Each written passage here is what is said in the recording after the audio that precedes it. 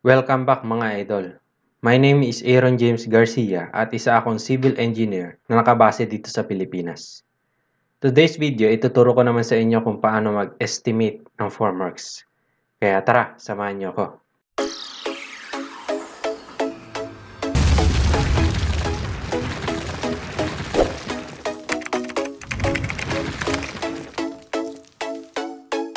Kadalasan ang formworks ay isa sa pinagkukunan ng malaking kita ng mga kontraktor. Base sa naging experience ko sa construction, ang ginagawa namin, we consider na may forma lahat ng mga structural member. Pero in reality, 25 to 50% lamang ng total area ang magagamit na pamorma by reusing the old forms. Kaya inintroduce ko sa inyo yung Eco Board, which is malaki ang matitipid dahil up to 30 times pwede itong magamit. So dito sa gagawin nating computation, kukonsider natin na pwede natin magamit yung pamorma ng 2 beses or 50% of the total area na makocompute natin. Pwede nyo pa itong maibaba hanggang 30% of the total area, depende sa way ng pagbaklas ng forma. So gagamit tayo ng conventional na pamorma or old way na ginagamitan ng plywood at kahoy. Para makuha yung bilang ng plywood na magagamit natin, just simply compute the total area divided by the area ng ating plywood na 1.2 by 2.4 ang dimension. So, ito yung standard na dimension ng ating plywood. So, unahin na natin ang footing. By the way, gagamit tayo ng plywood na may sukat na 4 feet by 8 feet or 1.2 meter by 2.4 meters at may kapal itong 1/2. Sa mga nagtatanong kung kailangan ba natin lagyan ng forma ang footing, ang sagot, yes. Yes, para maiwasan pagkakaroon nito ng uneven surface. Yes, dahil makakatulong ito para mapanatili ang water content ng ating concrete mixture, lalo na kapag tuyong-tuyo yung lupa. Dahil maaaring absorb ng lupa ang water content ng ating halo na nagiging dahilan ng pagkakaroon ng mga cracks. Yes, dahil magsisilbi itong harang for any unsuitable materials na maaaring maihalo sa ating fresh concrete during concrete pouring. At makakatulong din ito para makontrol natin yung dami ng concrete mixture na may ibubuhos for every footing. So, meron tayong 6 sets of F1 na may sukat na 1 meter by 1 meter at may height itong 0.3 meter or yung kapal nito. Meron din tayong 5 sets of F2 na may sukat na 0.9 by 0.9 meter by 0.3 at dalawang set ng F3 na may sukat na 0.8 by 0.8 by 0.3. Para makuha yung bilang ng plywood na magagamit natin for footing, kailangan natin alamin yung total area or yung total lateral area ng ating footing. So, total area, that is equal to perimeter multiplied by height or depth ng ating footing multiplied by the number of sets, where P or yung perimeter, that is equal to A multiplied by 2 since dalawa ito, plus B multiplied by 2 also, plus yung lapping sa bawat dugtungan. So, ang ideal na lapping length natin ay 2 inches or 50 millimeters. Since may 4 tayong dugtungan, so 4 multiplied by 0.05 meter or 50 millimeters. To simplify, meron tayong 2 multiplied by the sum of A and B plus 0.2. By substituting values, so ito yung magiging result. So, ang total area for F1, that is equal to 7.56 square meter. While F2, meron tayong total area na 5.7 square meter. And yung F3 natin, meron tayong area na 2.04 square meter.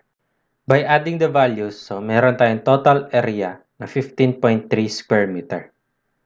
Para makuha yung bilang ng plywood na kailangan natin para sa footing, so number of plywood needed, that is equal to total area divided by the area of plywood in square meter.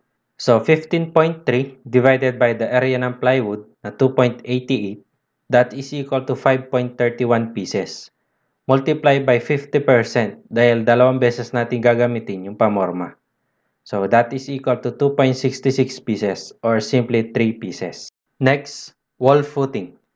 Sa wall footing, optional ito. Pwede lagyan ng forma, pwede ring hindi.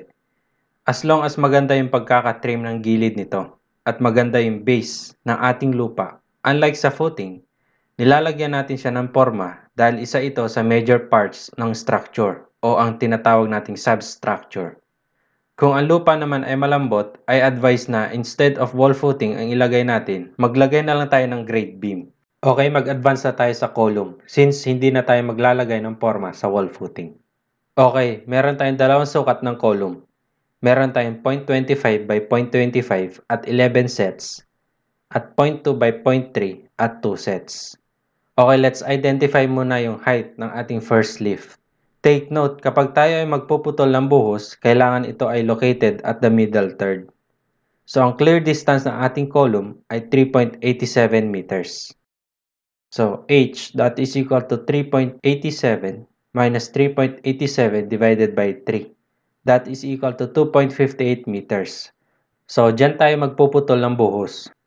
Since ang available lamang na haba ng plywood ay 2.4 meters, so kakailanganin natin magdugtong ng plywood. Unahin na natin yung C1. Okay, gamitin natin yung na-derive nating formula. So area, that is equal to perimeter multiplied by height multiplied by the number of sets. Where P, or yung perimeter, that is equal to 2 multiplied by A plus B plus 0.2. That is equal to 1.2 meters.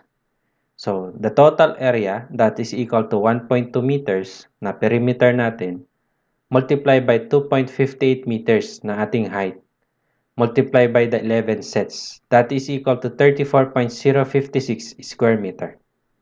So, ito naman yung computed area ng C2. So, that is equal to 6.192 square meter. In total, meron tayong 40.25 square meter. To compute the number of plywood needed, ang gagawin natin, i-divide lang natin itong na-compute nating area sa area ng plywood.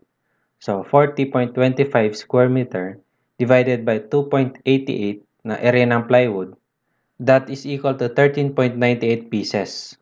So, imumultiply natin ito by 50% dahil dalawang beses natin itong gagamitin na pamorma. So, ang makukuha natin, 6.99 pieces or simply 7 pieces na 4 feet by 8 feet by 1/2 na plywood. Isunod naman natin yung beam. So sa pag-compute ng area ng pamorma para sa beam, ito lang yung i-consider nating area.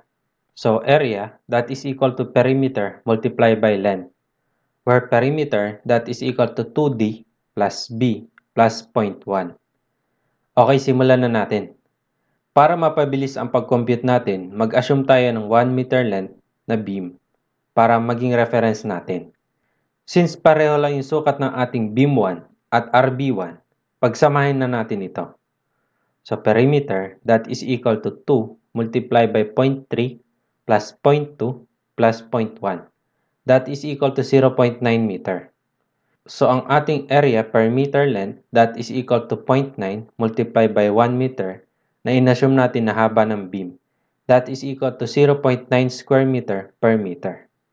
So, ang next move natin, kailangan natin alamin ang total na haba ng ating beam. So, the total length ng ating beam, 10 plus 10 plus 10 plus 8 plus 4.12 plus 3.875 plus 4.125 plus 3.875 plus 8. That is equal to 62 meters. So the total area, that is equal to 62 multiplied by 0.9. That is equal to 55.80 square meter or simply 56 square meter. So number of plywood needed, that is equal to 56 square meter divided by 2.88 na area ng plywood multiply by 50% dahil dalawang beses natin itong gagamitin na pamorma.